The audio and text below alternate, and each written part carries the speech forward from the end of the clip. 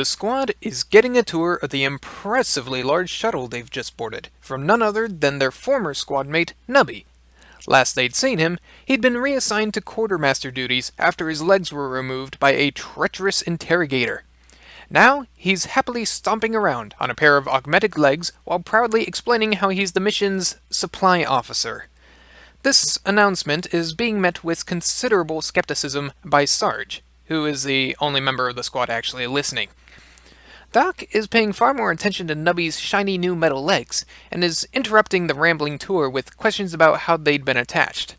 When Nubby doesn't provide any helpful answers, Doc asks Sarge to hold the little trooper up so he can take a look. Meanwhile, Twitch's curiosity and paranoia are driving him to find out just what is inside all the large metal containers being loaded onto the shuttle. Cutter, who found the lack of sword-related topics in the tour incredibly boring, is helping the demolitions trooper by prying open one of the boxes. When the lid finally pops off, both guardsmen jump back and start swearing. Doc and Sarge, who is still holding Nubby up by the shoulders, come over to see what the matter is. When Sarge sees what's inside the container as well as the identical markings on all the other containers, he starts shaking the suspended guardsman like an angry terrier. "Nubby! Just why the hell are we taking a few thousand servitors with us?" So no shit, there we were, on a shuttle filled with tech priests and an army of servitors on our way to assist in the purchase of an entire warp-capable starship for our Inquisitor. Not a normal space transport, not a shuttle, not a flyer, but an entire damned warp ship, the smallest of which were typically over a kilometer long and worth more than a dozen regiments of guard. And to top it all off, Nubby Nubs was standing there, proud as anything, telling the rest of us that he was in charge of the operation. It was completely unbelievable. To clarify, it wasn't unbelievable in the sense that we couldn't fathom how the universe could be so strange and cruel. We literally didn't believe a word Nubby had said. No one with a scrap of intelligence would send him out to buy the recaf, much less a bloody warp ship. Sure, we'd all trust Nubby at our back in a firefight any day, but the man was a petty thief, a compulsive liar, and had actually been mistaken for a Gretchen on more than one occasion. Sarge told the trooper to stuff a sock in it, and we all went to get a more realistic briefing from the tech priests that were coming with us. There seemed to be a lot of cogboys on the big cargo shuttle with us. Every room or hallway was filled with creepy metal men squawking at each other in binary. We found the one that Oak had implied was the head tech priest in a conference room surrounded by a bunch of subordinates. He was obviously holding some sort of conference or briefing, but we couldn't understand any of their robotic chatter. Sarge just stood there awkwardly, and then started loudly clearing his throat until a few cogboys were waved away to deal with us. That became an annoying trend over our journey. The head tech priest and his senior flunkies would never talk to us directly. We were sure they could understand Gothic, but they just never seemed to speak in anything but their damned machine language. Every time we needed to talk to one of them, a junior cogboy would be called up to act as a translator, or lead us away so we didn't disturb the senior techies. This did not endear them to us, and we didn't go out of our way to treat them any better. We did get pretty familiar with the junior tech priests, though. Well, not exactly familiar, but there were a bunch of them, and it was damn hard to pick out which pile of metal tentacles was Brother Tinkinius and which was Brother Kakistus. Woe betide the poor guardsman who mistook Logis Gumino for Constructor Paraphanes. Such a mistake was incredibly insulting and a clear indication of our inferior intellect. Matters were not helped by their damned tendency to switch out their augmetics. Just when you get used to Arch Brother Lexi Mechanica Cogitus Boyus being the tall bastard with the heavy-duty servo arm, he'd swap it out for some sort of sparky tentacle job and replace his legs with treads or something. We would have gone crazy if it weren't for the two lowest-ranking tech priests in the bunch, tech acolytes Jim and Hannah. The two acolytes were the most junior tech priests on the mission, and were obviously the Mechanicus equivalent of the regimental gopher. Every time you saw them, they'd be carrying something, moving as fast as possible without running, or covered head to toe with grease and other less pleasant fluids. We liked Jim and Hannah. They were practically kids, had most of their original parts, and you could pronounce their names while drunk. Best of all, they had a weary, put-upon attitude, which warmed the khaki-colored blobs which passed for our souls. We quickly made them honorary guardsmen and began taking all our questions to them.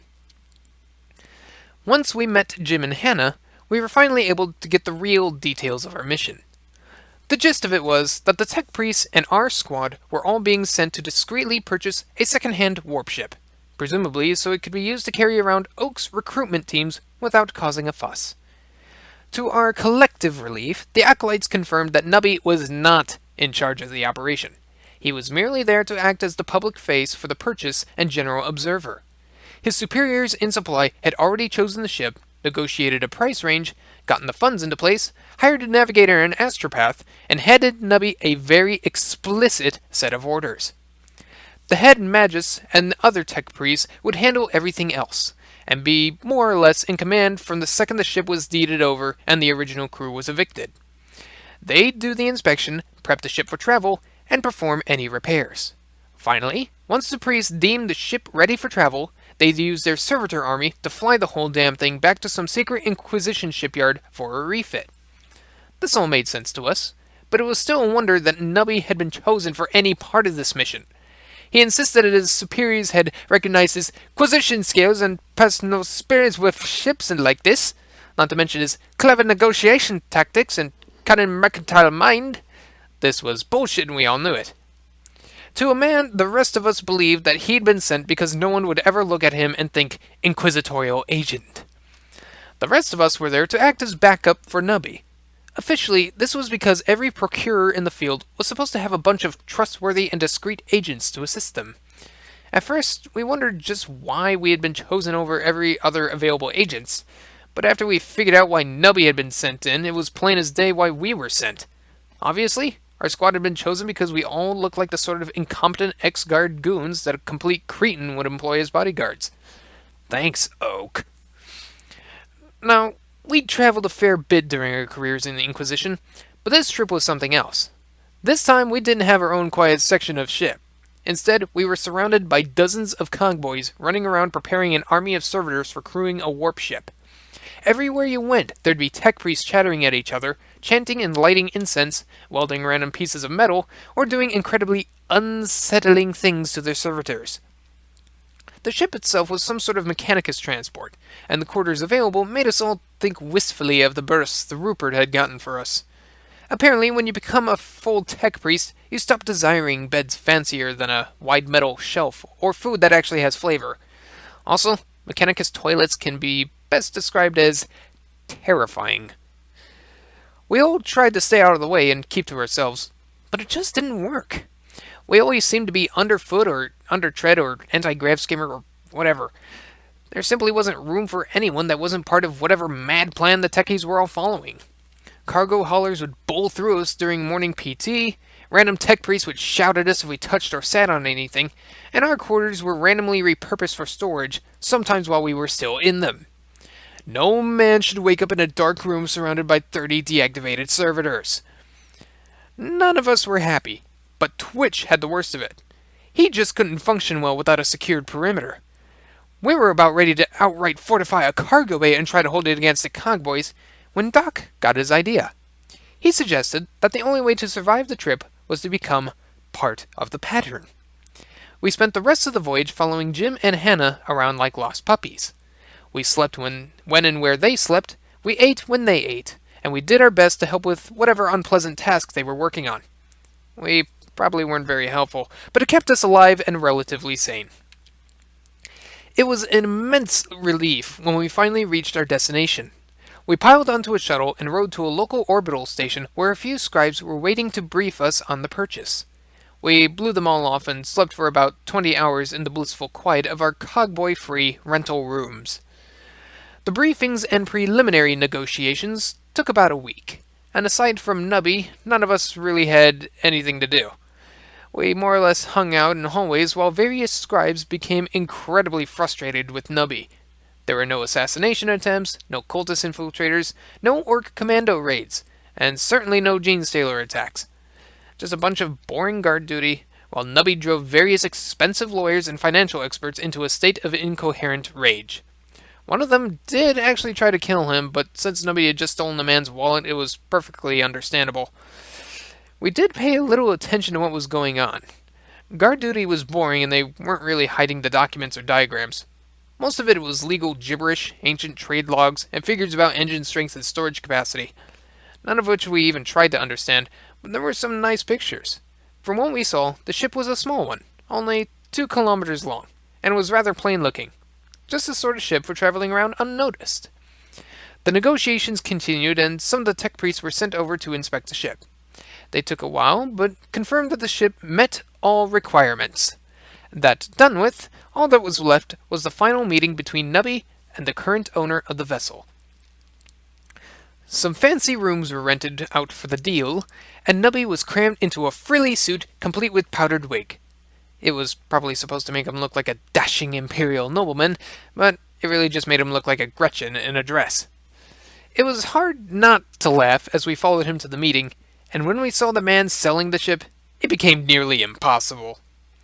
If Nubby was a Gretchen in a dress, then the seller was a giant squig in a suit. The man was practically spherical, comically clumsy, and honked like a goose when he talked. He radiated an aura of incompetence and was followed by a cadre of thugs who all had the same suffused expressions we did. The worst part was that the man obviously thought of himself as a rogue trader and tried to dress the part. He must have gone through some catalog and ordered one of everything. He had the gaudy coat with epaulets, the large hat with a feather in it, the cane that obviously contained a sword, and just to top it off, there was a cybernetic parrot perched on his shoulder. The problem was that while most rogue traders ooze confidence and danger, this one just oozed. We'd seen, fought, and redecorated a bathroom with the head of a real rogue trader before. This guy was more like a kid playing dress-up. We just barely managed to keep our faces straight, while Nubby and the wannabe greeted each other. Both of them were handed the relevant documents by their scribes and headed into a private room to complete the deal.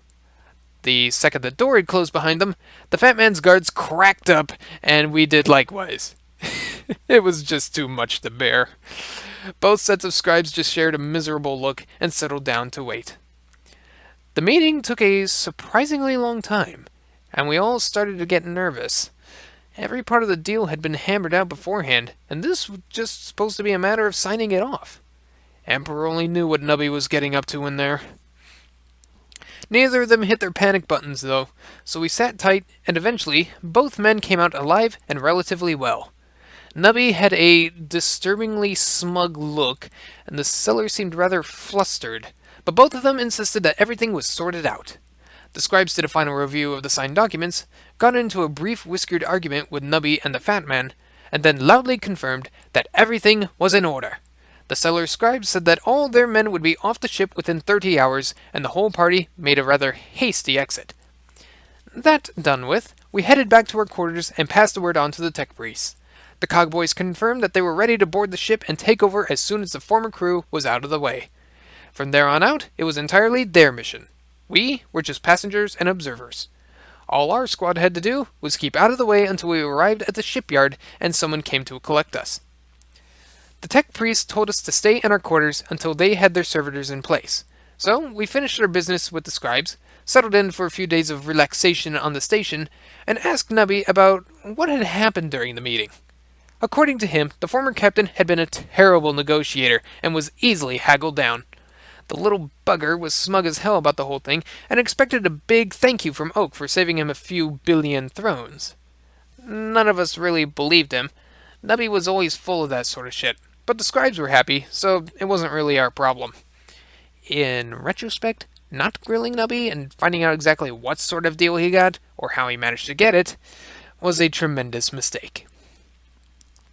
A few days of idleness later, a shuttle was sent for us, and we were taken to the newest addition to Oak's fleet, the free trader Occurrence Boarder.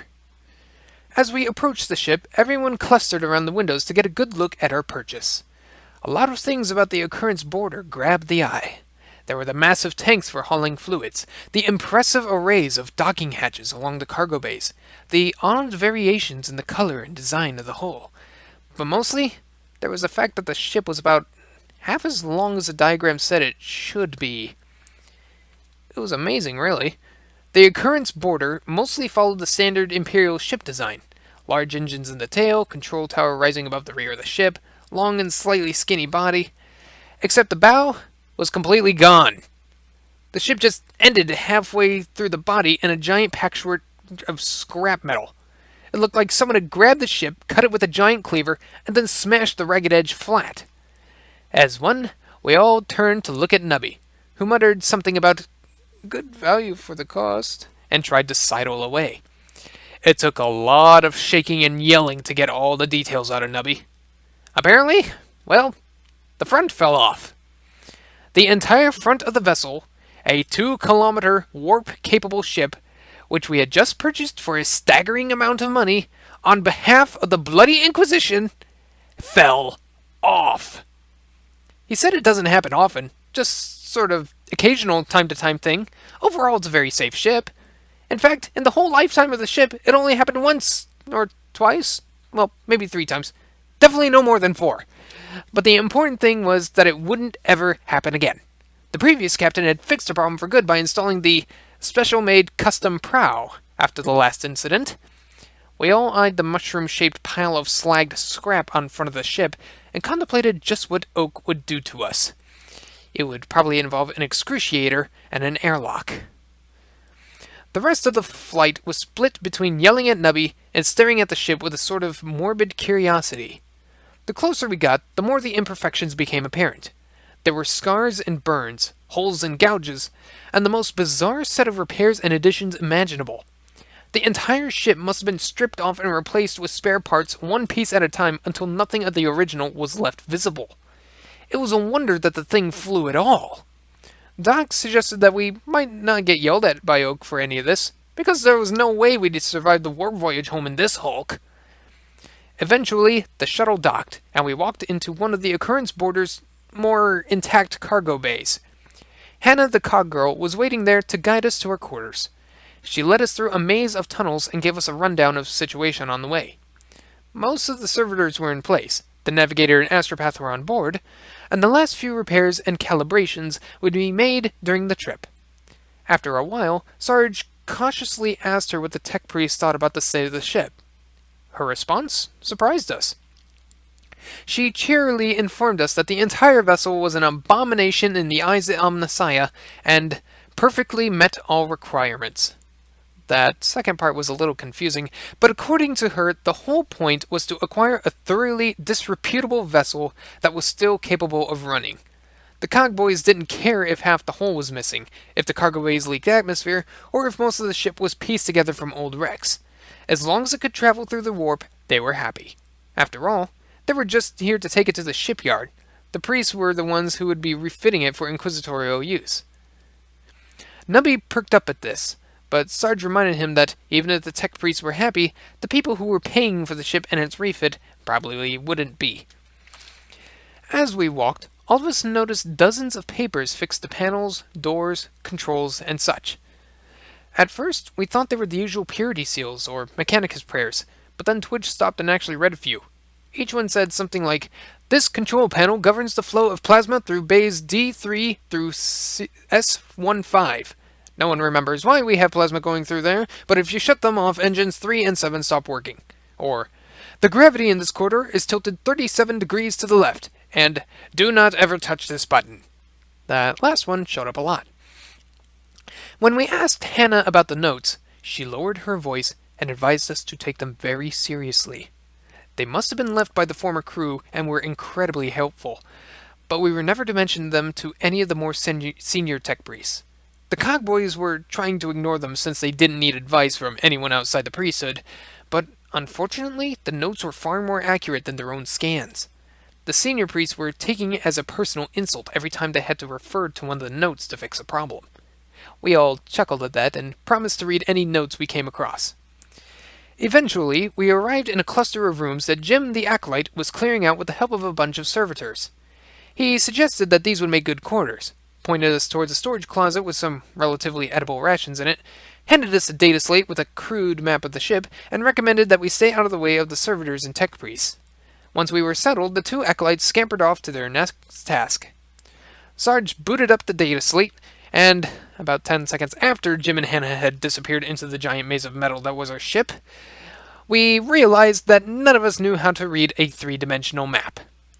The ensuing argument over whose job it had been to check the map earlier and what we were going to do now was interrupted by the ship's speakers blaring to life. There was a painful burst of binary, followed by a monotone voice telling all hands to prepare for warp transit. Then the universe went glorp and tasted like the color purple for a second. The one good thing you could say about the situation was that no one was trying to kill us. At least, not on purpose, anyway. On the other hand, we were cruising through the warp in a twisted heap of scrap held together with tape and spit, and none of us even knew where in the ship we were on, or how to read our map.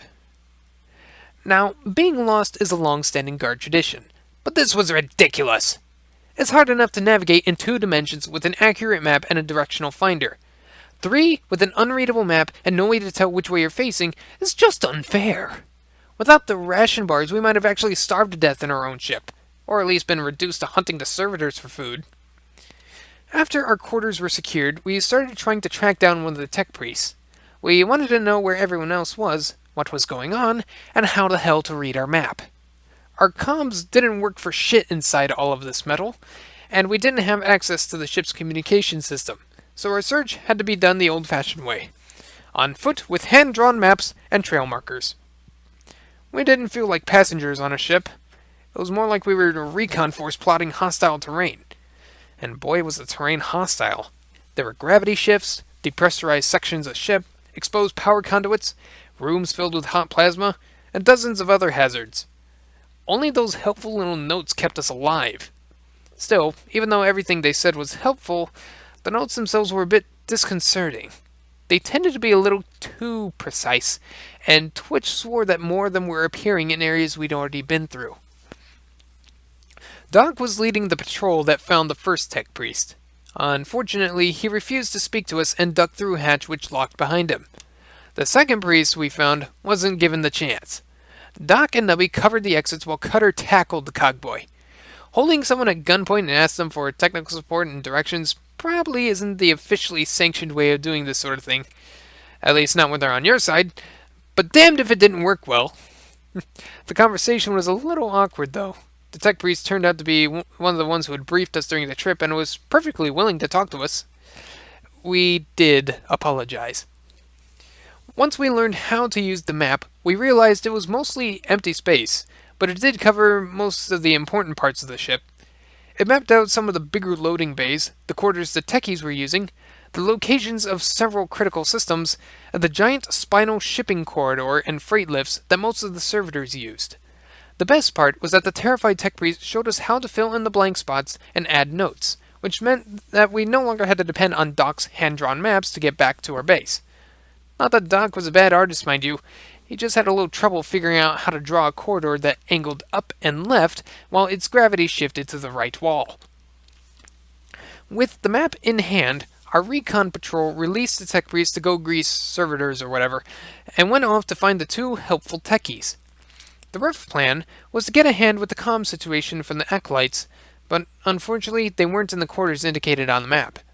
Doc was dithering about whether to keep searching or wait for them to return, when Nubby suggested getting them to come to us. Based on our past experiences, Nubby argued, if we just annoyed enough of the senior tech priests or started breaking things, one of the acolytes would be sent to deal with us.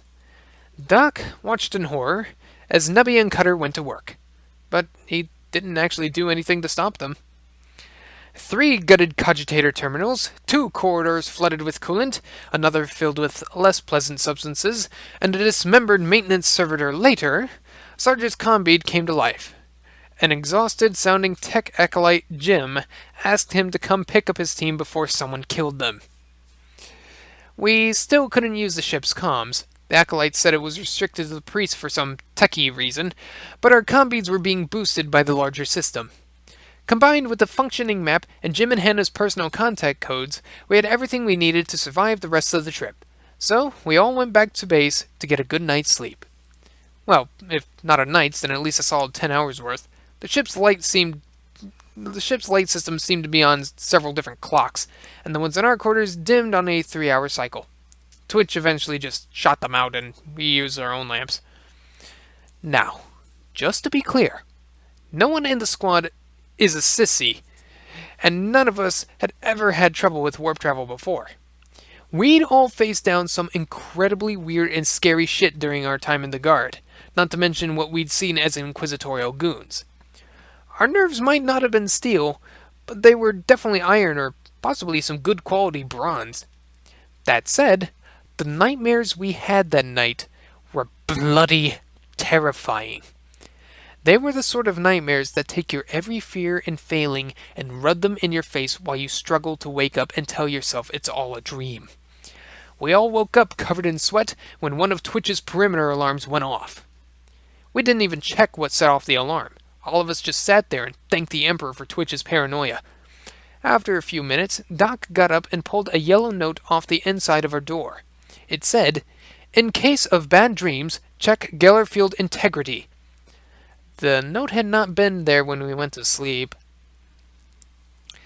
While the note's sudden appearance was mysterious as hell, none of them had been steered us wrong so far, and this one was pointing us towards what might be a very serious problem. On the list of incredibly horrible things that can go wrong during warp transit, Gellerfield failure is pretty much at the top. The Gellerfield generator is literally the anti-getting devoured by demonic horrors device. It is rather important that it keeps performing that function at all times while traveling through the warp. The squad kitted up while Sarge calmed Jim and asked nicely if he heard about anything about problems with the Gellerfield. We all watched as Sarge's face started turning white, then red, then purple. We bailed out of the room just ahead of the explosion of rage, and even through the sealed hatch we heard Sarge taking a lot of frustration out on poor Jim. The high points included, "What do you mean, which one? Why are there 6? Who in their right mind would install a damaged Gellerfield generator? Who in their right mind would install 6 damaged Gellerfield generators? No, there is not a difference between damaged and refurbished. What do you mean it was in the technical briefing? What briefing for who? Where's Nubby? I'll kill string him into that little bastard deal. I'll show him a good deal." At that point, Sarge burst through the hatch, and Nubby decided it was a good time to go check what had set off the outer perimeter alarm, while the rest of us restrained the irate non-com. Eventually, we got Sarge calmed down enough to speak coherently, and he explained the whole messed up situation to us. Apparently, the ship's Gellerfield had been scrapped and replaced by several smaller models that had been scavenged from Emperor knows where. There were 3 along the length of the ship, 1 near the bridge, and 2 covering the top and bottom decks. We were currently near the one in the bow, and from the look of things, it was on the fritz. Jim said he'd take a look at it and suggested that we move our quarters farther back into the coverage of one of the other generators. That sounded like a good idea, but we decided to take it a step further. We weren't just going to find some random rooms in the next section of ship. We were going to hike our asses down to that Gellerfield generator, set up camp, and bloody well sleep on it. There was not going to be any screwing around with this nightmare business. Sack time is practically sacred, and anything that disturbs it must be immediately dealt with. A guardsman who can't fall asleep the second the perimeter is secure is not a true guardsman. We packed up our quarters. Rations, field gear, traps, munitions, everything we had was coming with us. As Twitch pulled down his perimeter defenses, he found the triggered alarm tucked away in the side of a corridor with a note that said, "Please do not obstruct the corridors." That was a little disconcerting, but was something we could worry about later. The hike aft went pretty quickly after we navigated up to the big spinal corridor. It really was the most comfortable way to get around the ship, even if it was filled with servitors. Before long, we were in a giant room filled with arcane machinery and glowing shit that had a note that said, "Midship Gellerfield generator. Do not ever touch. Ever. This means you," on the door. You'd think you would be uncomfortable sleeping inside a room filled with sparking machinery and delicate devices that you must not touch, but it really wasn't. The noise was considerably less than an artillery barrage, and unlike Twitch's little perimeter traps, everything we needed to avoid touching was either very obvious or labeled. We were all quite happy with our new base, and slept like babies that night. The next few days were relatively peaceful. We all felt that enough stuff has gone wrong for the shoe to qualify as dropped. All that was left to do was make ourselves as comfortable as possible for the rest of the trip. Each of us kept busy in our own ways, whether it was exploring the ship and working on the map, helping Jim and Hannah, or compulsively fortifying the perimeter. We made it almost a week before the next crisis. One morning, as Sarge was going through his daily drills with Cutter, Nubby poked his head in and asked if Twitch was allowed to keep his unused explosives in the generator room.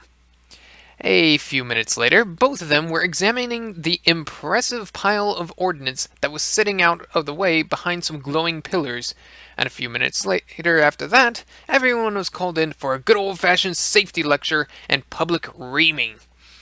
The lecture came to a sudden stop when Twitch looked at the pile and informed us that the explosives weren't his, were definitely armed. Someone was trying to blow up our base, and for once it wasn't us. This was deeply disturbing. As Twitch went about disarming the explosives, he gave the rest of us a pretty detailed critique. The bombs had been there for a fairly long time, were set up for remote detonation, and had been installed by someone who was nowhere near as good as Twitch. A little thinking led us to believe that the explosives had been placed by someone fairly familiar with the ship, but not with blowing things up.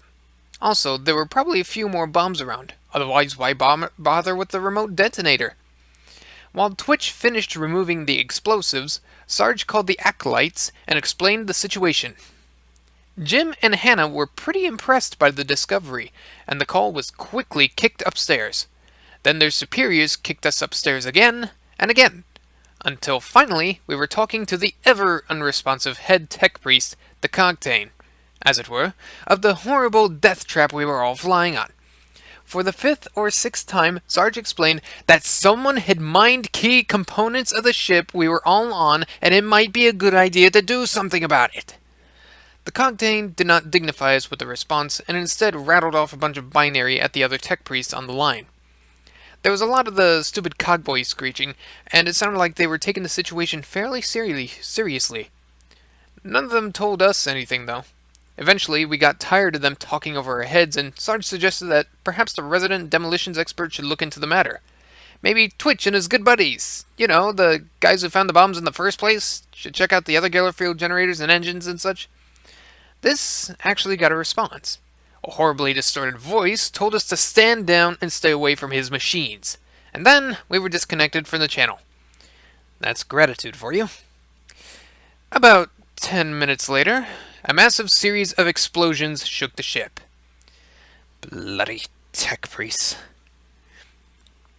Now, we knew a fair bit about explosions. Every veteran guardsman does. And we were pretty damn sure that 5 bombs the size of the ones we just defused had gone off. To us, that suggested that the explosives have all been linked to go off when someone screwed up while defusing one of them. So chances were that the ship was down a few cogboys and major systems. We weren't really concerned about that first part, but the second was worrying. Depending on which systems had gone down, we were in for a whole spectrum of unpleasantness, ranging from sudden fiery death, to less sudden chilly death, to lingering insane death.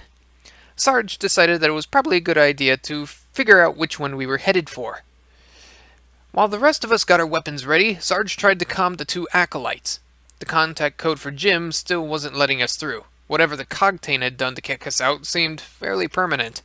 But after a few tries, he was able to get a hold of Hannah. The poor cog girl was not cut out for this stuff, and sounded like she was on the brink of tears. Luckily, Sarge knew how to deal with shell-shocked rookies, and with Doc's help, managed to calm her down enough to get a status report. News? Not good. The Gellerfield generators that covered the gaps in the top and bottom decks were completely destroyed, and both the fore and aft ones were damaged. Only the generator we were sitting on and the one up near the bridge were undamaged, and between them and the 2 slightly damaged ones, there was just enough coverage to keep the whole ship from turning into a miniature demon world. It was still a very bad idea to stay in the warp any longer than necessary.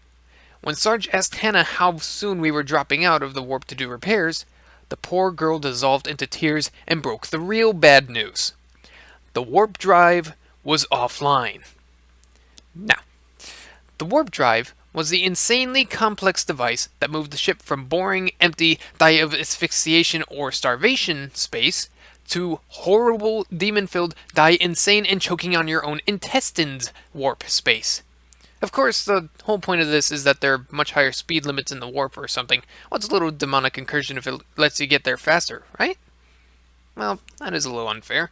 Difference between a 200-year journey and 2-week journey is pretty significant, but we were understandably bitter about the whole thing. The problem was that if your warp drive breaks down while you're in the warp, you don't just pop back into reality. No, you're stuck there until someone fixes it. If they can fix it, that is.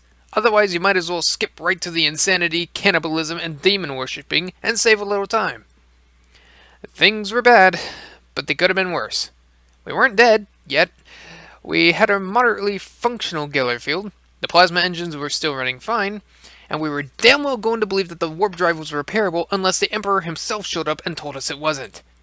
We got our shit together, armed the lethal perimeter defenses, and put up a few signs to warn anyone that trying to get near the Geller field generator without our help was just a very painful method of suicide. We were going to hike our asses down to the warp drive and take a look at it in person because as far as we could tell, no one else here was as competent enough to do it. Of course, none of us had any idea how to fix a warp drive or even what one looked like, but we weren't going to let some minor thing like that stop us. That's not to say we didn't understand the limits of our knowledge or skills. None of us were going to try and fix the machinery ourselves unless we had to. We'd simply start grabbing tech priests and throwing them at the problem until they fixed it. Now, we were perfectly aware that the Cogtain and the rest of the techies were probably trying to fix the problem, but they really hadn't impressed us with how they handled the explosives. We felt that a little oversight from the few people on board who hadn't had the common sense part of their brain replaced with a little box of screws might help things along. Our first instinct was to grab one of the acolytes. Unfortunately, Hannah had been near a blast and was trapped in a room up to the bow of the ship, and we still couldn't contact Jim. We didn't really have time to go retrieve either of them, so we figured that we might as well just Shanghai the first tech priest we came across. Prior to everything hitting the fan, Doc had spotted a cogboy bossing around a bunch of servitors a few bays back towards the rear of the ship, and he remembered that the tech priest had been doing something vaguely repair-like to a large conduit. This sounded like a good candidate for fixing the warp drive, so we lined up behind Doc and went off to see if the techie was still there. We made it to the bay where Doc had seen the tech priest pretty quickly. We mapped the whole area earlier and nothing nearby was damaged. Unfortunately, all we found inside was a horrible smell and partially open conduit that was helpfully labeled "Dead Felid inside, do not open." But the far door was open and so was one in the next room. The cogboy had obviously been in a rush to get somewhere. He'd even cut through some of the inner bulkheads. And since he seemed to be going towards the area where the warp drive was located, we decided to follow his trail. We made good time following the path the tech priest had blazed, but the farther we traveled, the more uneasy all of us felt. Twitch swore that someone was following us, Doc thought he heard other squad members whispering, and the rest of us were just generally uncomfortable. It became apparent that we were leaving the coverage of the undamaged Geller field. From here on out, shit was going to get spooky. Reality was actually pretty stable where we were, but the minor fluctuations definitely weren't fun. Mostly it was little sounds or flashes of movement at the edge of our vision, and occasionally one of us would feel a flash of rage or paranoia. It was easy to get distracted, but Sarge kept us focused and nothing really bad happened until we caught up with the tech priest and his servitors. Cutter was on point, and as he entered a doorway, a servitor lunged at him with a welding torch. Luckily, he had his chainsword ready and easily parried the blow, then returned the favor. At that point, several more servitors lurched forward, and in a rare burst of sanity, our melee specialist leapt backwards out of the doorway. The second he cleared the line of fire, the rest of us began pouring las fire into the approaching servitors. These weren't combat servitors, thank the Emperor, but they were still damned hard to kill. Even with the hot-shot lasguns Nubby had gotten for us, it took a headshot or several joint shots to put each one down. Worse, they definitely didn't have any morale to break. The horde just kept advancing with glowing eyes and sparking tools. We mowed them down without any getting through the door, though near the end one of them cut through the wall and barely missed Twitch. Once we were sure that they were all dead, which was remarkably easy since all their eyes stopped glowing with demonic light when you finished them, we advanced into the room. We figured that the puddle with all the chunky bits in it was probably the tech priest we were following. So much for having him repair the warp drive. It wasn't a total loss, though. The cogboy had booted up a communications console before he died, and we definitely learned a few things about the state of the ship during our little chase. Mostly that servitors could be possessed, or something, and a weak Gellerfield meant slowly going insane. But that was still something. From here on out, we were going to operate on the assumption that all servitors would try to kill us unless proven otherwise. Twitch suggested we follow the same rules for tech priests, but was vetoed since we'd probably need a few of them alive to get things fixed. The console the former tech priest had warmed up for us was waiting for input, so Sarge decided to call the Cogtain and tell him we were heading towards the warp drive to lend assistance. In retrospect, this was a horrible idea. None of us really expected him to be helpful, but we were sort of hoping he'd understand that a squad of well-trained soldiers would be an excellent escort for one of the nearby tech priests, and maybe point us towards them. Instead, we just got a burst of binary and a distorted screech telling us to not desecrate his machines and to let the servitors fix the problem.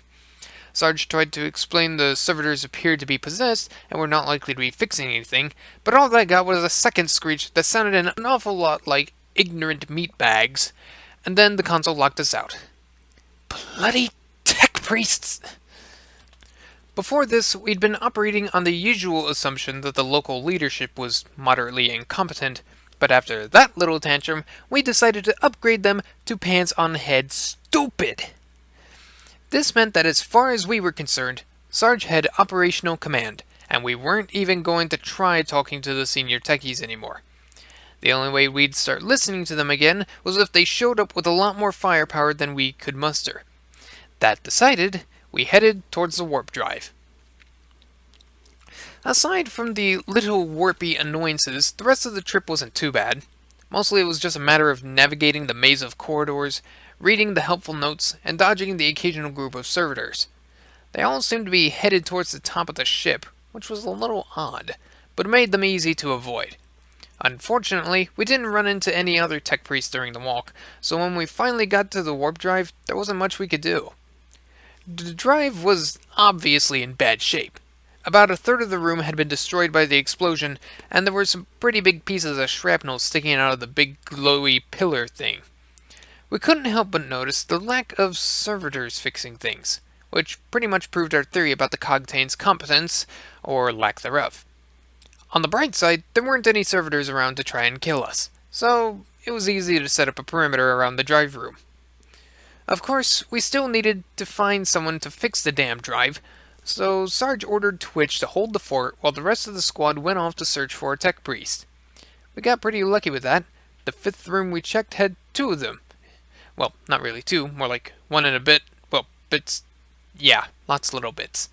The important thing, though, was that the living tech priest was Jim! Good to see you're okay. The acolyte was trying to put his boss back together like a very leaky jigsaw puzzle and didn't seem to be all there.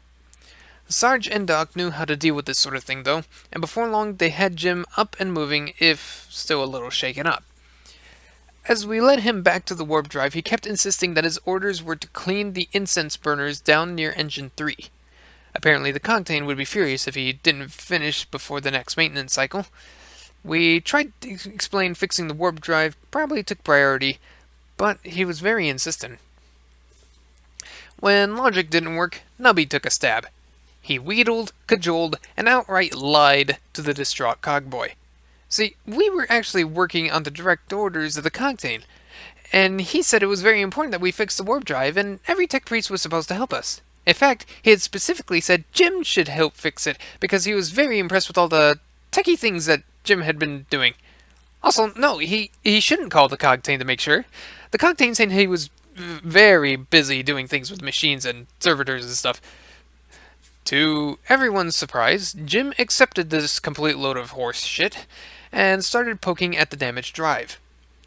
Of course, Jim was just a low-level acolyte and knew very little about warp drives, but there were quite a few of the helpful little notes around. He was able to pinpoint several broken components, and he knew how to fix, but unfortunately, some of those fixes would require rare and expensive parts. Parts that were so rarely replaced that no spares had been included in the ship's inventory. Now, this sounds really bad at first, but after you spend some time in the Guard, you learn the difference between what's officially in the inventory and what's available if you're willing to get out a crowbar. Nubby got a full list of parts from the boy, then went through each one and quizzed the acolyte about what other ship systems might use them. Some were pretty much unique to the warp drive, but it turned out that most of the really important ones were also used in Gellerfield generators. We got out our map, plotted a route, gave Jim a pistol, and went to make a supply run. The first step of our shopping trip was deciding which Gellerfield generator to plunder. The best candidates for scavenging the parts we needed in one go were the intact generators in the middle of the ship up near the bridge. Unfortunately, those parts were rather critical, and ripping them out would probably break either generator. Since those two undamaged generators were probably all that was keeping the ship in reality, we opted to try our luck with one of the damaged ones instead. The one in the rear of the ship was right out. We needed the engines of warp drive to stay demon-free, so really the only option was the generator all the way at the bow of the ship. It was going to be a long walk. In an effort to speed up our journey, we decided to divert to the big spinal freight corridor that ran the length of the ship. As we made our way upwards, we reached the ragged edge of the Gellerfield's coverage, and every one of us began to feel reality's grip weakening. Cutter's sword started talking to him, Doc's teeth began to itch, Nubby could feel his old legs, and when Sergeant Twitch opened a door, they saw a headless corpse and a charred skeleton playing poker. Neither of them seemed unfriendly, but we still elected to go around that room. When we reached an entrance to the big corridor, Twitch and Jim opened up a small viewpoint and scouted the place. They closed it very fast. According to them, the corridor was packed with glowy-eyed servitors, and they were all working on something. Twitch also spotted a few minor demons which seemed to be randomly split between fighting the servitors, helping them, and staying out of their way. None of us knew what to make of that, but it was pretty clear the main corridor was now possessed servitor territory. We resigned ourselves to a long, slow hike, and headed back down into the ship. Mostly, the trip was boring. The novelty of the ship's horrible design had worn off long ago, and we got used to the minor warp phenomena pretty quickly. Seen one room with faulty gravity or walls that wept blood, seen 'em all. It was nice when we got into the coverage of the fully functional Gellerfield. We actually stopped and took a lunch break at our old base in the generator room. While we ate, Twitch checked his traps and reported that no one had messed with them, and Jim walked us through identifying the parts he'd need from the sacrificial generator. Once we were through, the fully covered region things started to get dangerous again. We ran across a few bands of servitors that seemed to be searching the ship for something, as well as the occasional minor demon. None of us saw any profit in slugging it out, so we all did our best to stay quiet and avoid the hostiles. Thanks to Twitch and Nubby's scouting abilities, we mostly succeeded, and the single pack of servitors and handful of demons we couldn't go around were easy kills. As we got closer to the Gellerfield generator, we heard fighting and picked up the pace. The source of the noise turned out to be a group of servitors trying to get into the generator room, which someone inside was vigorously defending. We figured that some of the tech priests were holed up in there and hit the servitors in the rear. It was a clean fight, and once Cutter had finished off the last one, we cautiously made our way into the room. Surprisingly, it was not filled with tech priests. Instead, it contained a mob of pale old men. They were armed with what looked like modified power tools, and each of them had a few yellow notepads sticking out of their pockets. While it was a bit of a surprise to run into a bunch of stowaways, we'd sort of expected something like this. When the notes kept appearing, we knew it was either some incredibly helpful person or some sort of warp trickery or machine spirit weirdness. All of us had been fervently hoping for the helpful person explanation for obvious reasons. We hadn't been prepared for just how old they were, though. These guys looked like they were all over 100. The beardiest of the stowaways greeted us all by name, which was a little creepy, introduced himself as Old Bill, and thanked us for the help. He was apparently the leader of a group of crew members who hadn't been willing to leave the ship. They'd outlived 3 captains already, and they'd be damned if they wouldn't outlive a 4th. Sarge processed this, then decided to skip all the bullshit about mysteries, notes, secret passages, and all that, in favor of actually getting shit done. He explained the situation with the warp drive, our plan to rip the generator they'd all been defending apart, and then asked the old men what it would take to get their support. The geezers weren't keen on scrapping the generator, but when Jim explained the damage to the warp drive, they agreed that it was necessary. The problem was that the old crew members weren't the only stowaways on the ship.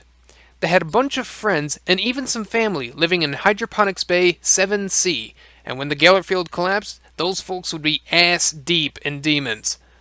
The old men would throw in with us if we went and evacuated everyone to a safer part of the ship, and also, just while we were in the area, got rid of the small army of servitors laying siege to the Hydroponics Bay. All in all, this was a pretty good deal. Jim was going to need some time and help getting the parts ready to be pulled, and we didn't have anything better to do. Before we went anywhere, though, we had a few things to take care of. While Twitch pulled out a few of his toys and beefed the generator room's defenses, the rest of us went to find Hannah, who was supposedly in one of the nearby damaged rooms. We found the poor cog girl trapped behind some rubble, and with the help of a las cutter we pried off one of the servitors, we got her out of there. Hannah wasn't very happy. In fact, she was practically hysterical, but she was relatively unscathed. None of us were well equipped to handle a panicking cog girl, so Doc gave her a few band-aids and we unceremoniously dumped her on Jim and the old guys. Our heroic mission successful, we gathered up Twitch and went to get the rest of the stowaways out of their hydroponics bay. The directions that Bill gave us were great, and we quickly reached the bay's access corridor. He hadn't been exaggerating about the small army of servitors, though. In fact, it was more of a medium army now, and there were a few demons in there too. They seemed keen on something inside the bay, but weren't making much headway against the big-ass doors. That was a good thing, because we definitely couldn't handle all those servitors with our current loadout. We needed to make a plan. We debated the problem for a while. Twitch was in favor of setting a large explosive trap. Doc thought there might be another way into the bay. Sarge explained to Nubby that we couldn't just tell the old guys that they were dead when we got there, and Cutter was talking to his sword again. Eventually, we decided to go with Doc's suggestion and started scouting the surrounding area. That's how we found Hydroponics Bay 9er D. The bay that the stowaways lived in had some big warnings painted on the door. Stuff like, do not enter, use console to request rations, hazardous materials, and incredibly dangerous, never open. 9er D's door just had 3-meter-high letters that said, beware of Narlock. Of course, we didn't believe that for a second. There was absolutely no reason for there to be a Narlock on an Imperial vessel. It was obviously just a ruse to keep people out. This meant it was probably another entrance to the Stowaways Bay. With any luck, we could cut through there and get everyone out without the servitors noticing. About 30 seconds after we jimmied open the big cargo doors, we slammed them shut again, because holy shit, the Narlock looked pissed! We decided to take a little breather after that scare, and reconsidered our options. The bad news was that we definitely weren't sneaking through that hydroponics bay, but on the other hand, we had an amazing distraction available to us. All we had to do was get it out of the bay and down one level, then it would keep the servitors busy while we snuck in. A little tinkering with the door controls in the nearby lift, a few dead servitors, and we were ready to rock. It worked like a charm. The Narlock barreled out of the bay the second the doors were open and ran right to the pile of servitor corpses sitting on the elevator. We activated the lift and watched with delight as the entire army of servitors turned to face the new threat. As much as we wanted to stay around and watch the fight, we had stuff to do. The second the last servitors left the room, we dashed over to the bay's comm panel and nicely asked them to open up. I'm not sure what we expected to find in there, but it definitely wasn't a flourishing tribal village in the middle of a small jungle. Seriously, it was an entire village, grass huts and everything. There must have been over 200 of them in there, just hanging out and living a relatively simple agricultural life in the middle of a bloody spaceship. We'd seen weird things. Hell, we just started a fight between a spacefaring dinosaur and a bunch of possessed mechanical corpses, but this was definitely one of those special memories that would stay with us. It was remarkably easy to get them evacuated. This wasn't the first time they'd migrated to a new home, and old Bill had called ahead to make sure they knew the score. They'd gather up most of their village into packs and cargo trolleys, and then we all got the hell out of there. As we walked, the sounds of battle echoed in the distance, along with the occasional roar. We congratulated ourselves on our brilliant planning, and assured each other that there was no way this was going to come back and bite us in the ass. We led the migration back to the generator room without serious incident. The tribals seemed pretty tough, and between us and their warriors, we easily managed to kill the few demons and servitors we ran into. Once we arrived, Bill detailed a few of his men to lead them to a safer place, then invited us in to look at the preparations for pulling out the parts. We'd expected everything to be more or less ready. They had all the tools and knowledge of the ship, after all. It should have just been a matter of us saying it was time to go, then they'd pull everything out and that'd be that. Instead, they gave us a bewildering brief about what to cut, what to grab, how to carry it, and where to go. Then, they left. They didn't offer to help or check if we agreed with their plan. Hell, they didn't even ask if we understood everything. They just bossed us around, wished us luck, then left. In the words of that ancient guardsman hero Olanius Pius, "Why the hell is everything always our job?" We didn't spend too long wallowing in self-pity, though. You get used to this sort of thing when you're a guardsman. Sarge and Doc put their heads together and formed a plan. Nubby and Cutter went over the instructions we'd been given, and Twitch cleared up his traps. Jim had marked out what needed to be cut, what needed to be grabbed, and what order to do it in. All we had to do was run to safety, and we were damned good at that. It would be relatively simple, except for the fact that the Galar field would be collapsing around us. Doc and Sarge put a lot of thought into who would be carrying what. Nubby was the fastest one of us, thanks to his augmetic lebs, so he'd grab the last parts. Sarge and Cutter were the strongest and would handle the heavy carts. Finally, Twitch and Doc would keep their weapons free to cover the rest of us. Each of us memorized our role in the plan, reviewed the map and directions Bill gave us, and got ready to run like the demons of the warp were pursuing us. Because they probably would be. Sarge called Jim and Bill, made sure everyone was clear, and counted down. We worked fast, ripping out part after part as cables sparked and alarms blared all around us. The second the final piece was out, we barreled out of the now smoke-filled room and ran like hell. We got about 50 meters before we felt the Geller field start to fail, and reality went runny around the edges. The whispers, flashes of movement, and sudden emotions hit us first. Doc and Twitch fired at several shadows, only one of which had an actual demon in it. Sarge started screaming at Nubby and vowed to beat the little trooper to death with his own augmetic legs, and Cutter began apologizing to his sword for not using her enough. We managed to keep together and keep moving, though, even if Nubby had to take the lead since Sarge was pretty much chasing him now. The gravity fluctuations and bleeding walls came next, along with a few more minor arcane horrors that just sort of blinked at us as we barreled past. Twice we got slammed off of our feet when down changed to left or right, but we'd taken those extra few seconds to tie down the parts and didn't lose anything. We did get damned messy. Luckily, warp blood washes out just fine. Our first serious demon encounter came in at about the halfway mark. Nubby came backpedaling out of room screaming about eyes and tentacles, and we just barely managed to stop and shut the door in time. We tried to divert around, but both of the side passages seemed to open into the same place, a room which appeared to be several kilometers across and filled with fire. There wasn't time for this shit, so we popped open the hatch, chucked in 4 grenades and one of Twitch's det packs, and slammed it again. The second the bang went off, we opened it back up and just sprinted across the room while doing our best to ignore the wreathing tentacles. We got a few rooms past that, without incident, then found ourselves in some sort of infinite loop of corridors. After the third time we passed a door labeled Temporary Sewage Storage, Wear a Suit, we realized what was happening and stopped to figure things out. Behind us, a door banged open and a mass of tentacles started pouring out. Cutter leapt into action and started hacking off limbs while the rest of us started wildly opening doors. The first one had what looked like the Hospitaller and that bitch of an interrogator tied up and screaming for help inside. Sarge slammed it back shut before anyone else could move. The second and third were filled with more tentacles and fire respectively, but we got them closed before anything bad happened.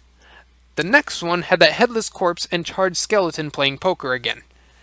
Now that we saw it a second time, the corpse wasn't quite headless, just had a bad case of exit wound face. When we opened the door, he casually waved at us, then rested what was left of his head on the table while his partner turned to face us. The well-done skeleton laughed and told us we probably wanted a door across the hall that was labeled Light Cargo Only. From his resting spot on the table, the nearly headless corpse gurgled something which prompted the skeleton to laugh again and warn us not to open the poo door. Doc awkwardly thanked him and slammed the hatch shut. After a brief debate, we took the jolly skeleton's advice. He seemed pretty trustworthy, and piled through the marked door. A second later, we piled back out, grabbed Cutter, and dragged him after us. There weren't any side passages in the next two rooms, and when we barreled through the last door, we found ourselves back in familiar territory near the edge of the safe zone. As we ran, reality finally started to get its shit back together, and the going got significantly easier. We started picking up speed, only stopping to pop a few more minor demons, and divert around a pit that opened up into that huge fiery room again. Then, right as we started running down the last hallway, a large sword slammed through a door, and Cutter immediately abandoned his cart in favor of having a sword fight with the demon. You could say that it was an act of heroic bravery or selfless sacrifice, but you'd be wrong. It was an act of complete and utter stupidity, and only Sarge grabbing him by the legs while everyone else gave covering fire saved his stupid life.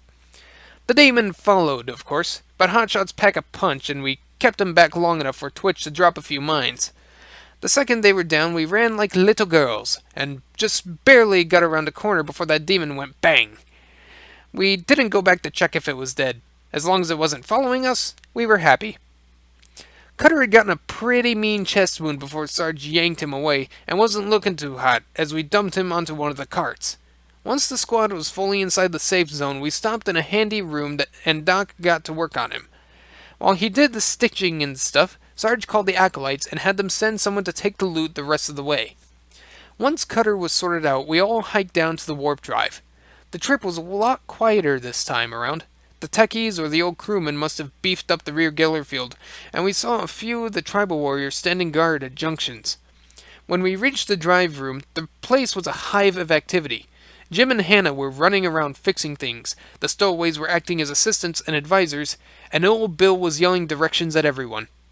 The second he saw us, old Bill waved us over and filled us in. Repairs were going well, the perimeter was holding up fine, and it wouldn't be long until we could shift back to real space. We all breathed a sigh of relief, but before anyone could celebrate, Hannah poked her head out of a gutted machine and reported that some piece of warpy tech was busted.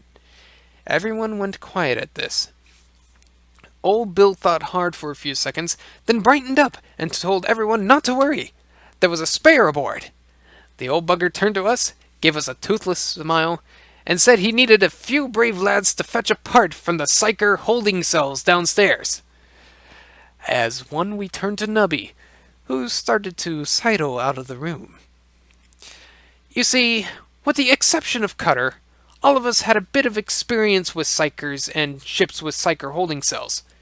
We'd been part of a team which had busted up a corrupt government group that was gathering up all of a planet's nascent psychers, usually as children, and was selling them off-world. That mission had ended with us being sent home with a scathing report which we then doctored to make us look better. Last we'd heard, the jackass who was running the investigation was still looking for the rest of the ships which had been used to transport the kidnapped psychers. Up to this point, we'd put Nubby's position as the ship's procurer down to bureaucratic incompetence or a completely understandable desire to get him out from underfoot. From there, it was easy to blame the horrible quality of the ship on Nubby's unique Weasley incompetence, as well as some of the ordinary variety from his bosses. All that went out the window the second we heard the phrase psyker holding cells, though, and we jumped to some new conclusions.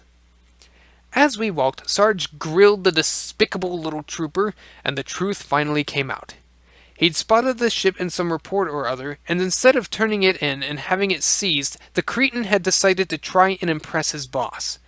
Nubby had flagged the ship as a prospective purchase, and then went and swore up and down to his superior that he could get it at a much lower price than anyone else. Emperor only knows why his boss agreed. Possibly, the poor man had just wanted Nubby to go away for a few months. Right up to that final meeting with the fat captain, the purchasing process had gone normally. Then Nubby, in his infinite brilliance, had told the man that he knew the ship's dirty secret and threatened to expose him if he didn't bring down the price. It wasn't hard to see why bombs had been planted on the ship or who had planted them. Damn Nubby and his bloody stupid schemes! The worst part was how he tried to defend himself, pointing out that he didn't lie to nobody about nothing, and specifically said we weren't inquisitors, and there weren't no odd feelings, it was just business, and got a really good deal even with all the dents and stuff. We were all just about ready to kill him, and Sarge probably would have if we didn't have other concerns at the moment.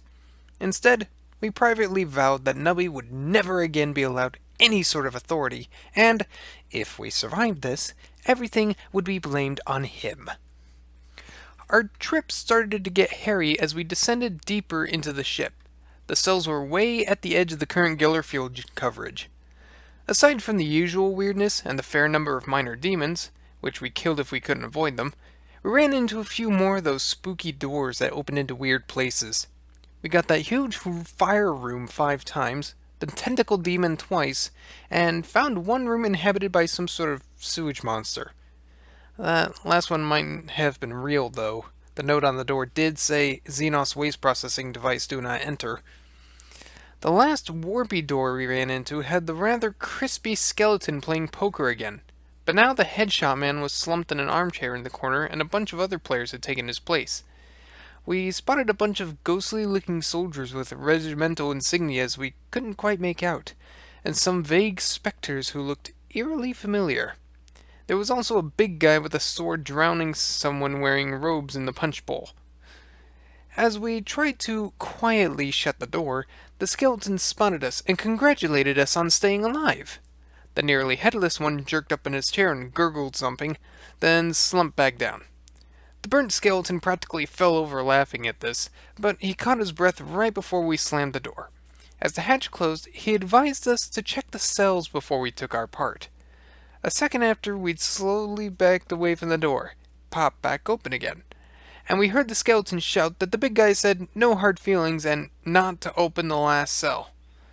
On that cryptic note, the door slammed shut again. We spent a few seconds digesting the skeleton's advice and how oddly familiar the room's occupants had been. Twitch suggested opening it back up for another look, but Sarge vetoed this and led us down the last corridor to the psyker cells. The psyker holding cells were much, much fancier than anything else we'd seen on the occurrence border. It was a fairly small place, with only a dozen actual cells, but they'd obviously been custom built and installed, instead of scavenged. It had probably been some part of the contract for hauling the psychers. The part we needed was sticking out of some arcane machine in the middle of the main room, right where old Bill said it would be. We cut open the casing, loosened the part, and left it in place while we checked what was inside the cells. The skeleton and his macabre buddies hadn't steered us wrong yet. We all got into covering positions around one of the doors. Doc opened it, peeked inside, and started swearing when he saw its occupant.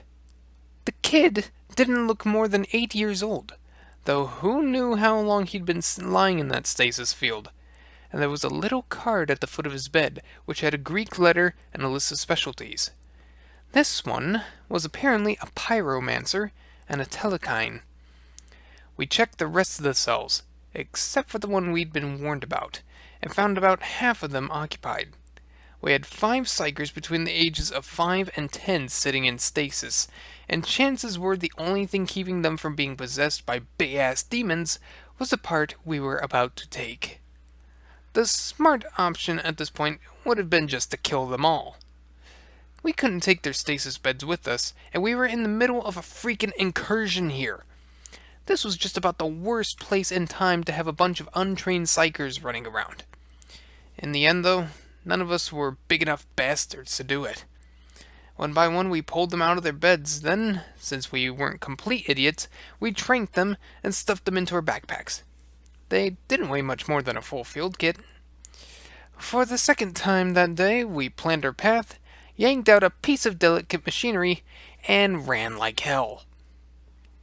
This time, we didn't have to contend with nearly as much war bullshit, but the second we pulled out that part, the one unopened door was dented outwards, and we heard demonic howling from every direction.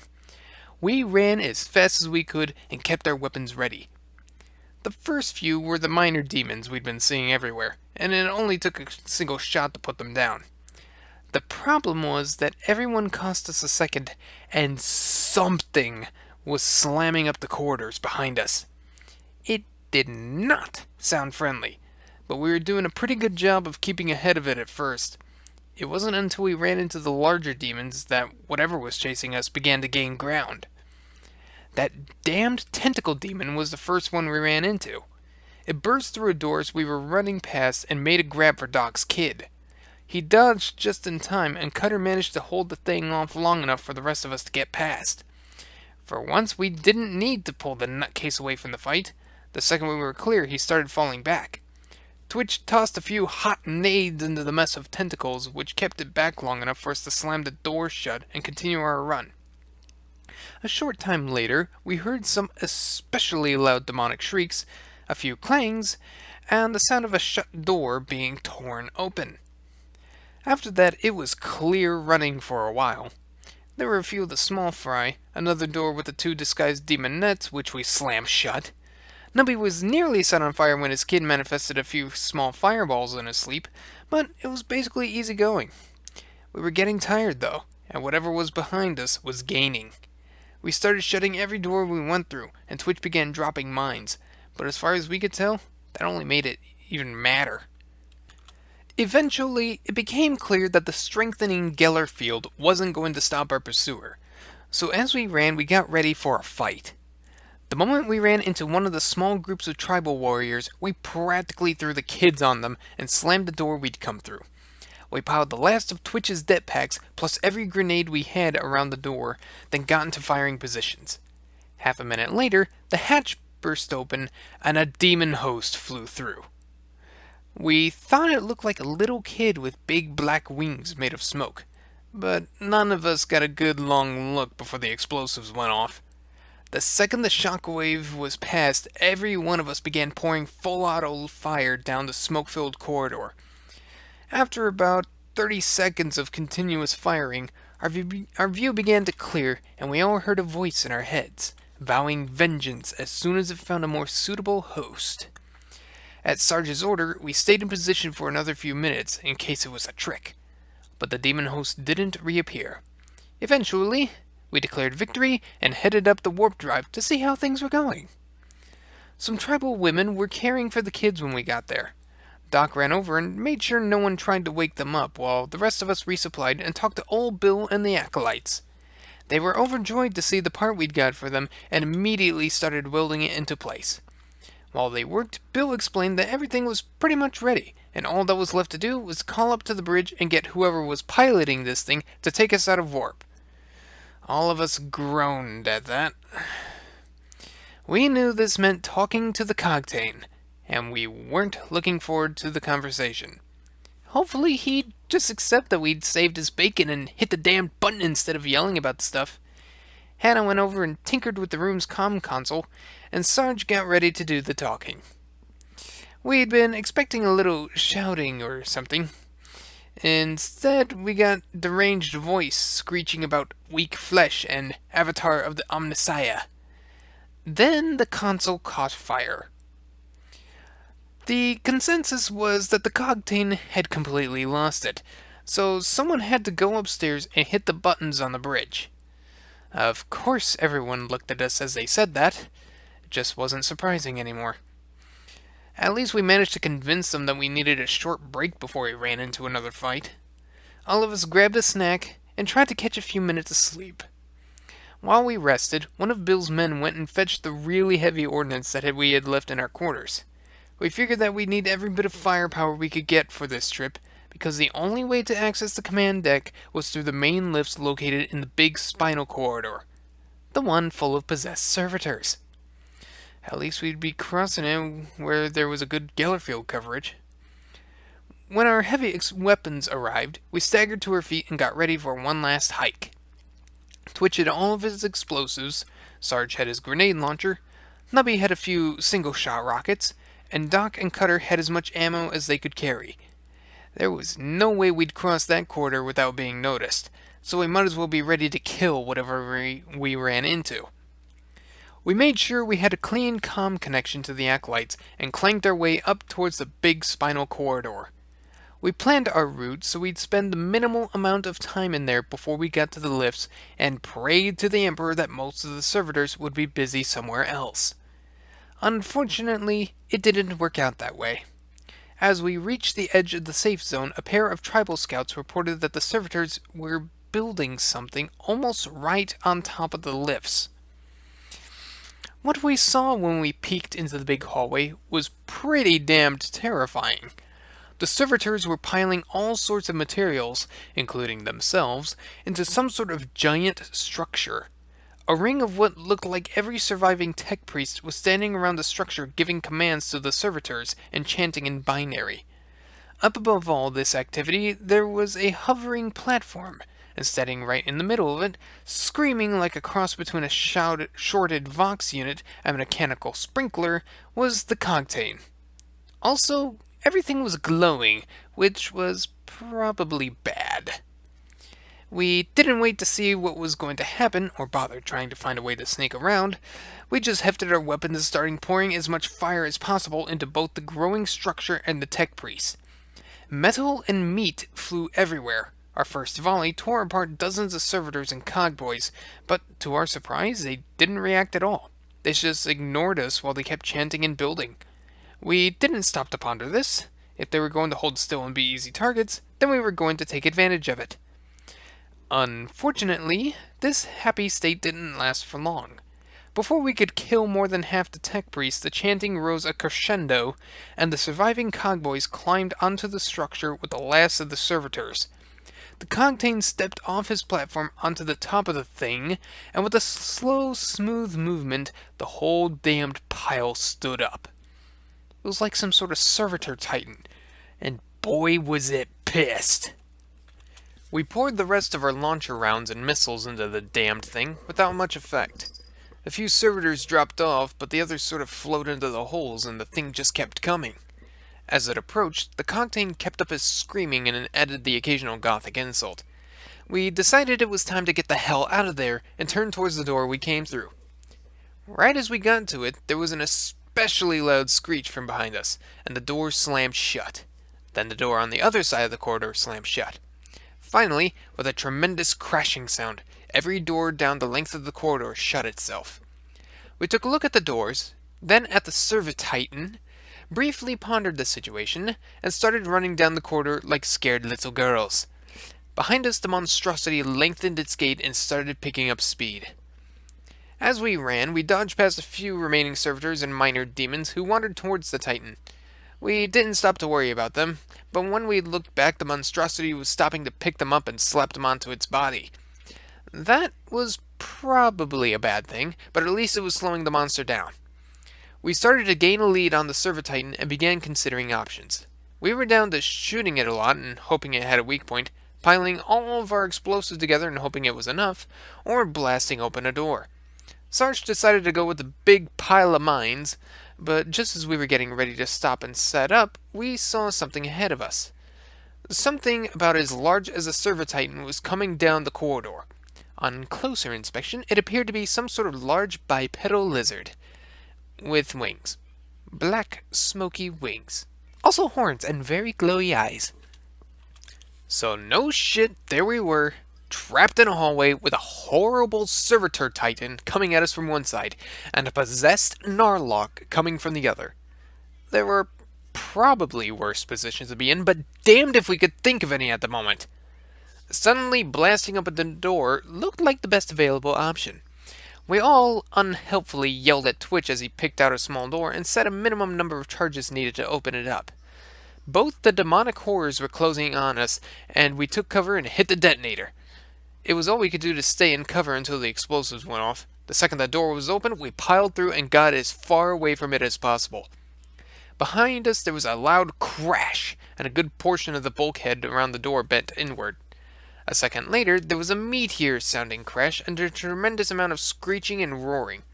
We all watched the doorway as huge feet stomped back and forth, and the noise continued.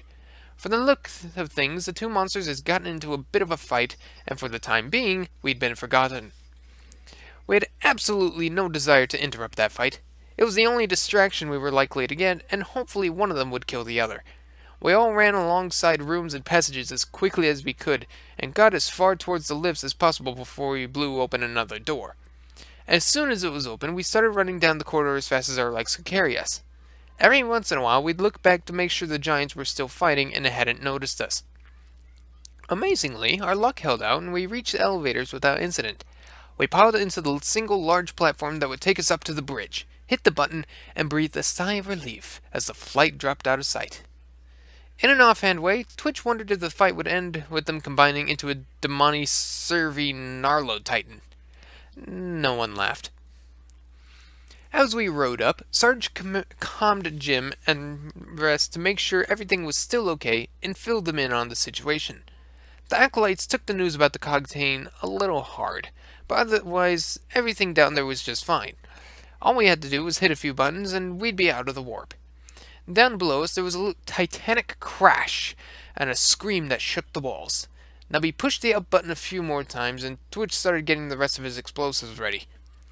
When we reached the top of the elevator, Twitch fixed his det packs to the platform's joints, and we all headed through a pair of impressive-looking doors. The bridge was large, filled with blinking lights, had a massive but slightly cracked window that was currently covered, and was practically papered with little yellow notes. As we stood and pondered the massive array of buttons, there was another scream, and the elevator started to descend. That focused our attention nicely, but we started hunting through the arrays of controls for the warp drive switch. Bill said it was a large, blue labeled Fire Missile Bay 26F and had a note that said, "Never ever ever touch." That last part was completely useless. Almost every note on the bridge said that, and we wondered how the cogtain had steered this thing. Maybe he just jammed his tentacles into it or something. It took a fair bit of painful trial and error to find the right switch. Every time one of us found one that looked good, we hit it and hoped for the best. Before we got the right one, we managed to find the controls for 3 cargo bays, a positioning engine, and the gravity for the top third of the shift. That last one nearly killed us, but Doc managed to hold on to it and get back to normal before anyone got badly hurt. When we finally found the right switch, we flipped it down and waited for something to happen. There was a charging sound, an incredibly loud clang, and Jim helpfully informed us that a major demonic presence was keeping us from dewarping. It didn't take long to guess what was going on, and we all ran to the elevator shaft and looked down. Twitch started giggling as the demoni servi Narlo Titan slowly rose toward us. The thing looked pretty mean. Well, actually it looked pretty much the same as it had before, except with a Narlock head for an arm and an undersized set of smoky wings. Still, that was way more than we wanted to fight. Sarge gave Twitch a poke, and the trooper hit all of his detonators. The platform disintegrated along with the bottom half of the monstrosity, but as we all watched in horror, the thing sank its claws and teeth into the side of the shaft and began to climb. This was not a good thing. We had no desire to fight this horror in close combat. We got out our las guns and grenades, and every one of us poured as much fire as possible into the thing's hands. The monstrosity made it about 3/4 of the way up to us before, all at once, its normaler hand disintegrated. The thing managed to hang on with its dino arm for a moment, then plummeted down into the depths. A few seconds later, there was an impressive squishing sound. Then the universe went prog and tasted faintly of the color yellow. We all turned and watched as the large shutters on the bridge front window started to open. The occurrence border had achieved reality. As we congratulated each other on a job well done and wandered back towards the bridge, there was an ominous swooping sound behind us. All of us turned to face the shaft and watched the cogtain rose out of it, complete with smoky black wings and curly metal horns. No one moved. Not us, and not the demonic tech priest. Everyone just stood there and calculated the odds. Then Cutter revved his chainsword. The cogtain let out a horrible screeching laugh and hinted his gear staff, and both of them lunged forward. Each of us sprang into action like the pros we were. A torrent of lasfire plowed into the demon host, and Cutter neatly intercepted his charge. He met the cogtain staff with his chainsword, forced the stroke aside, and then dodged away so he could get another volley in. We repeated this trick 3 times before the demon host let out a scream of frustration and leveled a staff at Doc. A bolt of black lightning hit the medic in the chest and threw him into a wall, but before the cogtain could follow up his attack, Cutter brought down his sword and removed one of the bastard's metal arms. Unfortunately, he didn't manage to dodge the cogtain's counterstroke and was thrown nearly to the edge of the shaft. With Cutter out of the line of fire, the rest of us poured as much lasfire as we could into the demon host, and actually started to force the foul thing back. He countered with a few more lightning bolts, but 2 actually missed their mark, and the last one only fried one of Nubby's legs. We managed to push the cogtain all the way to the edge of the shaft, where he crouched and put up some sort of shield. Behind him, Cutter silently got to his feet and raised his sword. Cutter didn't manage the decapitation he was aiming for, but he got one of the smoking wings and knocked the cogtain off balance. A few shots from the rest of the squad pushed him a little farther, and the demon host slowly began to topple into the shaft. At the very last second, his remaining hand reached out, grabbed Cutter's ankle, and pulled it out from under him. Cutter just barely managed to grab the edge of the shaft with both hands and kick off the cogtain's grip. The demon host started to erratically fall down the shaft, flapping his remaining wing and screaming curses in a horrible mix of demonic and binary.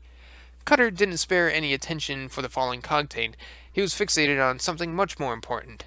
Next to him, just barely out of his reach, his chainsword was teetering on the lip of the shaft. He watched in horror as, ever so slowly, it tipped over. Sarge saw what was coming next and almost managed to get there in time. Almost being the key word. The damned fool let go of the edge and swung himself towards his beloved chainsword. The non-com watched as Cutter made the catch and dove like a falcon onto the flailing demon host. He wrapped his legs around the cogtain, raised his rescued sword, and started hacking at the metal bastard while screaming at the top of his lungs. Sergeant Twitch stood there and watched Cutter fall toward his heroic death, but Nubby, bless his blackened little heart, sprinted as fast as his damaged leg could carry him back towards the bridge.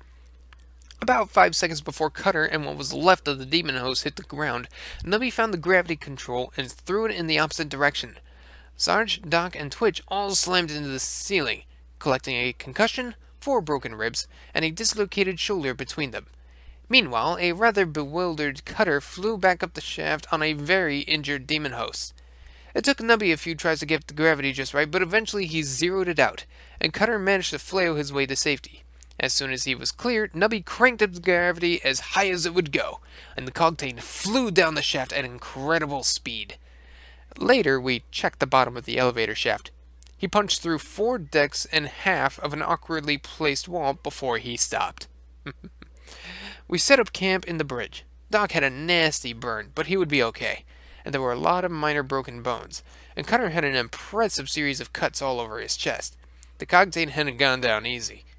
We were all still alive, though, and based on what Jim and Bill told us, the ship was in relatively stable condition. As long as you ignore the massive warp taint in the bow and the upper and lower decks, that is. We called that a victory and stood the hell down. It took them a day and a half to rig up a replacement elevator, but we didn't notice. We were busy sleeping. Getting the ship back in, well, ship shape was a lot of work, but easier than it might have been. For instance, we might have lost the navigator and astropath who steered our ship in the warp and enabled interstellar communications, respectively. We found the navigator alive and well. He'd apparently been following the standard navigator operating procedure for a warp incursion. Said procedure was to just lock yourself in your sanctum and ignore all the demonic silliness while you concentrate on steering the ship through the warp. A remarkably sane response, all things considered, and about the same as the one the astropath had been following. Except in the astropath's case, he wasn't keeping the ship from crashing into a reality reef. He was just hiding under his bed and crying. We left the navigator to his business and pulled the astropath out, then made him send a report along to Oak. Telling your boss that you're going to be late for work because 99% of your Mechanicus contingent had been possessed by demons and subsequently purged is very awkward. Sarge tried to mitigate the unpleasantness of the situation by blaming everything on the Cogtane. It's not like the guy was in any condition to argue. That worked to a certain degree, but we still wound up being very thankful for the slow and unreliable nature of astropathic communication. It saved us explaining the situation in detail, as well as the scathing lecture Oak doubtlessly would have given in return. Anyway, those two psychers were the only irreplaceable components on the ship. Old Bill loudly claimed that given enough time and duct tape he could fix everything else. Jim and Hannah were dubious at first, but the next few weeks proved the elderly engineer right. The next few weeks were educational. Also infuriating, exhausting, and occasionally scary, but mostly educational.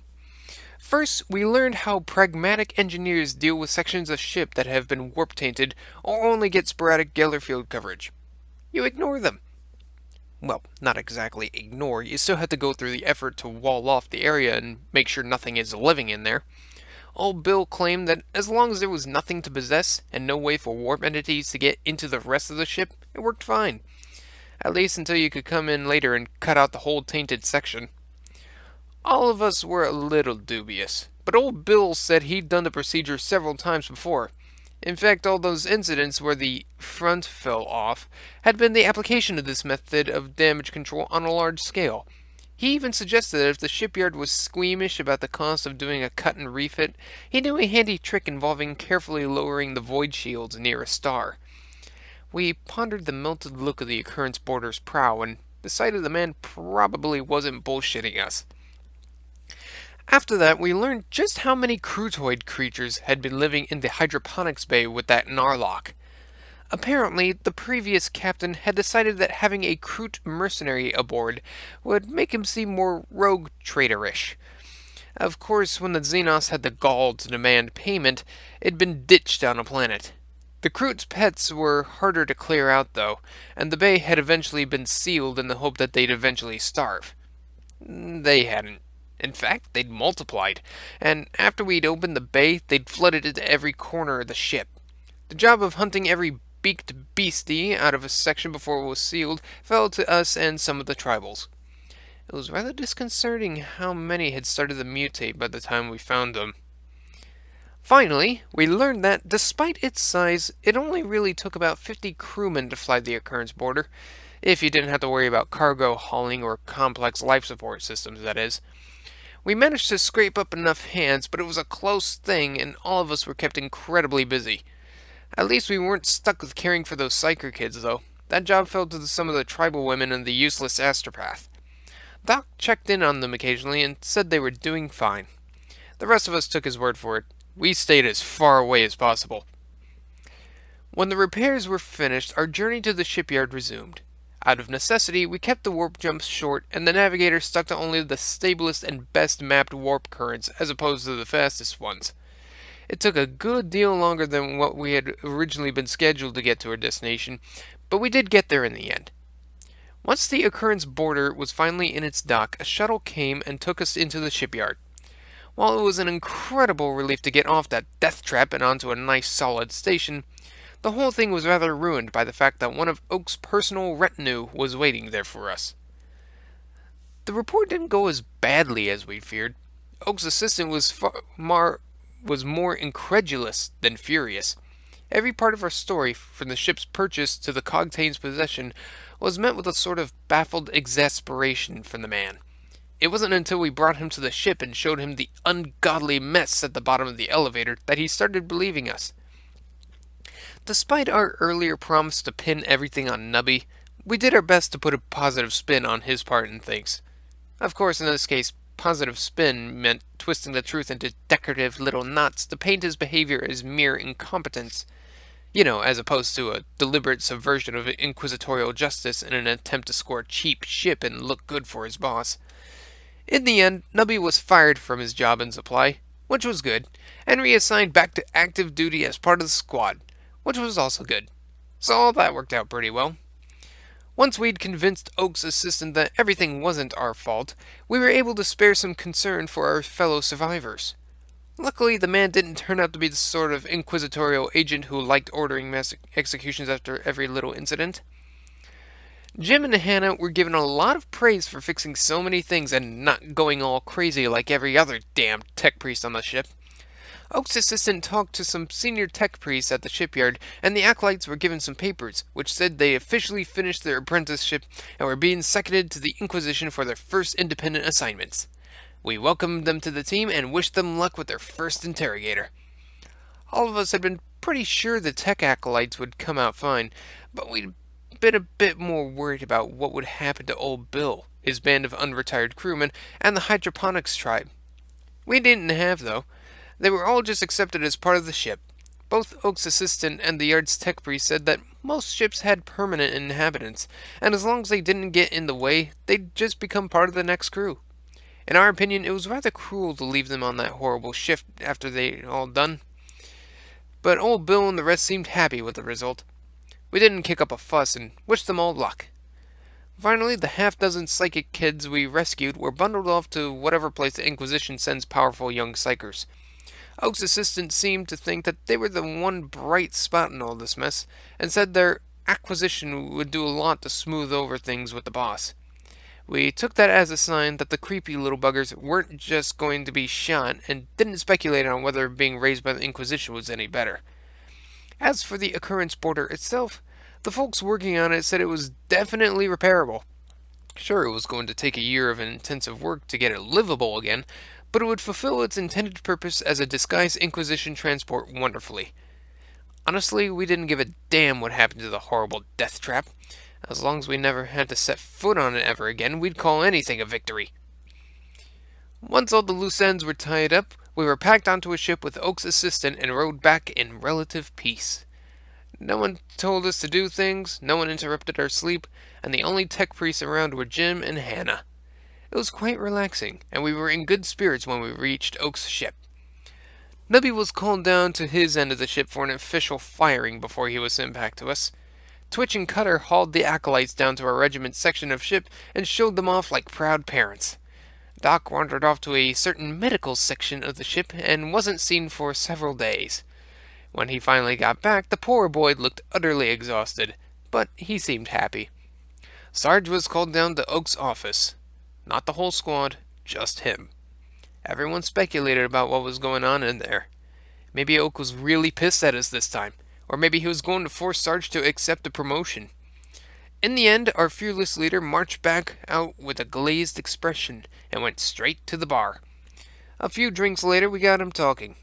Oak wasn't mad at us, and while he had hinted at the promotion, he hadn't carried through. The reason Sarge was called up, and why he was drinking, was because he'd already received the squad's next assignment. In a few months' time, a whole new batch of trainees would arrive. It was going to be our job to teach them, whether they were guardsmen, psychers, or scribes, how to be proper inquisitorial agents. And that was a damn tall order, and no mistake. Hell, we didn't know how to be proper inquisitorial agents ourselves. All of us sat down with Sarge and started drinking too. This next one is going to be weird.